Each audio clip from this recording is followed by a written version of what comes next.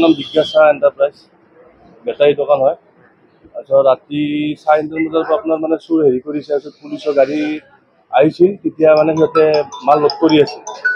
Load কৰি থকাৰ সময়ত দেখা পাই মানে সিহঁতে পলাই গ'ল আৰু টিমটো। গাড়ীখন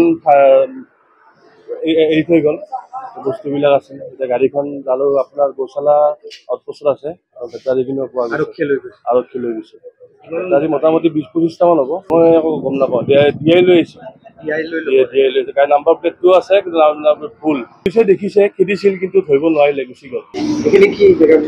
গতানগৰ গোপাল থান দুখন একেলগে চলি আছে। মানে এখনে কৰিছে আৰু মানে আমাৰ পিছপিনে কাটি দিলে, কাটি দি মানে এনেকে চিলিণ্ডাৰ দুটা বাহিৰত সেইখিনিত থৈ দিছে। পিছত 1 ঘণ্টামান পাছতহে পালোঁ।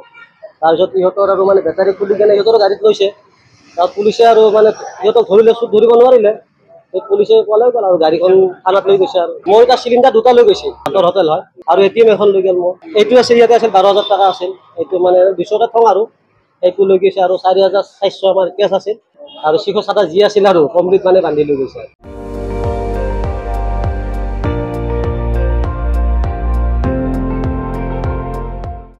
আপুনি চাই আছে ND24, সৰ্বশ্ৰেষ্ঠ নহয় সৰ্বোত্তমৰ দৌৰ।